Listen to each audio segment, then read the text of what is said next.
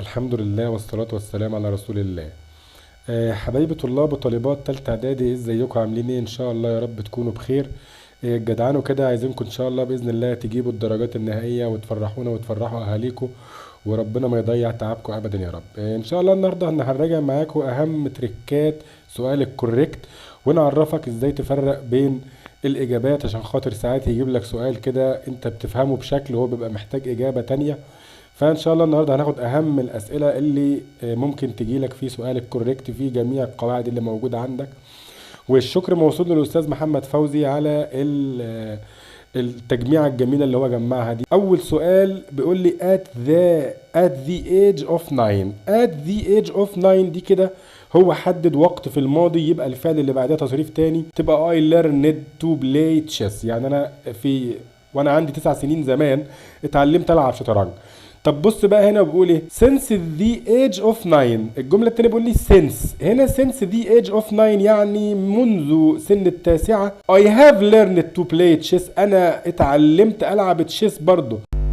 بس خلي بالك من الفرق في المعنى، إن الجملة الأولى I learned معناها إن أنا اتعلمت وخلصت علام، إنما الجملة التانية معناها إن أنا لسه لغاية دلوقتي بتعلم ألعب شطرنج. I learned اتعلمت، I have learned لسه بتعلم لغاية دلوقتي. الجملة التالتة بيقول لي all of my parents are at home today. it's a holiday. يعني بابا وماما في البيت النهاردة، ده النهاردة اجازة. طبعا بابا وماما دول اتنين ما ينفعش ياخدوا all، امال ياخدوا ايه؟ ياخدوا both، كلاهما. واخد both ليه برضو؟ لان جايب لي ار دي جمع، يبقى اخد هناك both كلا والدي في المنزل ان اليوم اجازة. الجملة اللي بعدها بيقول لي none of my parents is at work today. it's a holiday. يعني مفيش حد من والدي في الشغل النهارده، ده النهارده اجازه. بص بقى على الجمله دي، هنا جايب لي is at work، يبقى هنا مفيش حد منهم في الشغل لان جايب فعل مفرد، واحنا قلنا neither of هي اللي بيجي بعدها فعل مفرد، وبما ان النهارده اجازه يبقى الاثنين ما راحوش الشغل، تبقى دي neither of. الجمله الخامسه بيقول لي our school was built at the 20th century. والجمله اللي بعدها بيقول لي our school has been built at the 20th century. بص الجمله الاولى جايب لي was built، والجمله الثانيه جايب لي has been built. الاولى ماضي بسيط، تمام. يبقى هاخد ان، حرف الجر ان بيجي مع الماضي البسيط. والجمله الثانيه has been built مضارع تام، يبقى هاخد since. الجمله السابعه I prefer، والجمله الثامنه I'd prefer. I prefer يجي وراها ing to و ing، و I'd prefer يجي وراها to والمصدر. والجملة التانية يجي هناك infinitive، يبقى هتبقى I prefer listening to the news on radio to watching it on TV. أحب الأخبار على الراديو أحسن من التلفزيون، يبقى رقم 7 هتبقى watching، ورقم 8 عشان I'd prefer هتبقى rather than watch. الجملة التاسعة بيقول لي وائل كان speak English good. والجملة العاشرة بيقول لي وائل كان speak English good than me. طبعا هو هناك جايب good، بس دي لا مقارنة ولا تفضيل، وجايب الفعل speak ما هوش verb to be، يبقى هخلي دي حال تبقى good، اخليها well في السؤال التاسع. انما السؤال العاشر بيقول لي وائل كان speak English better than me، يعني افضل مني، لان جايب than مقارنة. الجملة ال11 I don't like meat، انا مش بحب اللحمة. and my husband doesn't like meat. الجملة ال 12 بيقول لي هنا ايه I like meat and my husband likes meat also، يعني جايب also في الجملتين، عايز نغيرهم. طبعا احنا عارفين ان ايضا في اللغة الانجليزية ممكن تبقى to وممكن تبقى either. either بمعنى ايضا بس في الجملة المنفية، و to بمعنى ايضا بس في الجملة المثبتة، يبقى الاولى هتبقى either والتانية هتبقى to. الجملة رقم 13 don't make noise، ما تعملش ضوضاء while your brother sleeping. والجملة رقم 13 رقم 14 he didn't make noise while your brother be sleeping. طبعا هو جايب لي بي في الجملتين، بس الجملة الأولى بما إنها نهي don't make، يبقى هنا هاخد مضارع يبقى is sleeping. والجملة رقم 14 جايب didn't make ماضي، يبقى while هنا يجي وراها was أو were و ing، يبقى أخلي بي دي was. الجملة رقم 15 the match has been cancelled، الماتش اتلغى. I am very، والجملة اللي بعدها the concert has been cancelled. الحفلة اتلغت.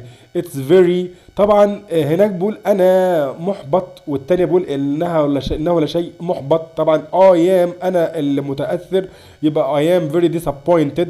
انما التانية بقول لي it's very ده موضوع disappointing محبط. تمام. الجملة رقم 17 I haven't met my friends well last week. والجملة رقم 18 I haven't met my friends when the last week. والجملة رقم 19 I haven't met my friends when the last meeting. الجملة رقم 17 طبعا جايب هنا haven't والتصريف الثالث يبقى، وجايب last وقت محدد يبقى خليها since. ورقم 18 جايب haven't والتصريف الثالث وجايب the last مدة the last week طوال الأسبوع الماضي يبقى خليها for. والجملة رقم 19 تبقى سنس برضو عشان خاطر هنا ايه الميتنج ده اجتماع، ده وقت مش مدة. خلي بالك بقى من الجمل اللي جاية دي وركز فيها كويس جدا. لما يقول لي my tooth hurt so I وجايب بين قوسين have وبعديها see a dentist. والجملة التانية لو جه قال لي مثلا my tooth hurts so I وجايب برضو بين قوسين have وبعدين جايب see a dentist. في الجملة الأولى hurt ده تصريف تاني، والجملة التانية hurts ده تصريف أول. يعني في الجملة الأولى هخليها had to see a dentist، والجملة التانية تبقى I have to see a dentist. الجملة الأولى سنتي كانت بتوجعني امبارح وكان لازم أروح للدكتور تبقى had to. والجملة التانية سنتي بتوجعني دلوقتي hurts يبقى لازم أنا دلوقتي أروح للدكتور تبقى have to.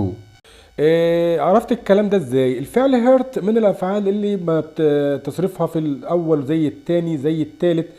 اسمه هيرت زي ريد زي كات.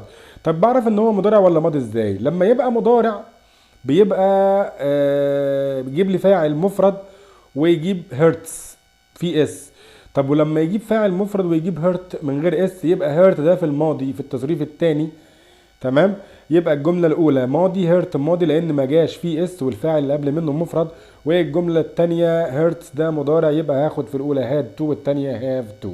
الجملة التانية خلي بالك لما يجيب لك I got up late but I وجايب بين قوسين able وبعديها catch the bus، أو ممكن يقول I got up early but I وجايب بين قوسين able catch the bus. طبعا لازم تركز في الجملتين دول كويس جدا، لأن هنا جايب لي في اول جمله بقول انا صحيت متاخر لكن قدرت الحق الاتوبيس ولا ما قدرتش الحق الاتوبيس. طبعا بتربط جملتين متناقضتين، يبقى هنا بما اني صحيت متاخر لكن لحقت الاتوبيس يبقى الجمله الاولى اثبات تبقى was able to. والجمله الثانيه انا صحيت بدري لكن ما قدرتش، عشان يبقى في تناقض في الجملتين يبقى انا صحيت بدري لكن ما لحقتش الاتوبيس يبقى حلها but I wasn't able to catch the bus. ممكن يجيب لي جملة يقول لي what time وبعدين يجيب بين قوسين do the next train، أو يقول لي what time وجايب بين قوسين do يقول لي the next train arrive. طبعا في الجملة الأولى كل اللي هيشوف do هيختارها does أو هيصلحها هيخليها does، لأن طبعا عارفين do بتتغير تبقى does. بس خلي بالك الجملة الأولى ما فيهاش فعل أساسي مصدر، يبقى في الحالة دي لازم آخد verb to be يبقى what time is the next train. الجملة التانية تبقى does عشان في arrive مصدر. ودي أمثلة لبعض الجمل اللي بيشترك فيها verb to be مع verb to do لتكوين سؤال بنفس المعنى، مع فرق إن الverb to do لازم يجي وراه فعل في الانفينيتيف. وبكده يبقى وصلنا لنهاية الملاحظات بتاعة درس النهاردة. نتمنى يكون الدرس اللي أخدتوه ده يفيدكم بإذن الله في الامتحان. ولو عجبك الفيديو ما تنساش تعمل لايك وشير للفيديو عشان صحابك يستفيدوا، واعمل اشتراك للقناة عشان يوصلك دروسنا أول بأول. والسلام عليكم ورحمة الله وبركاته، ونتمنى لكم التوفيق إن شاء الله.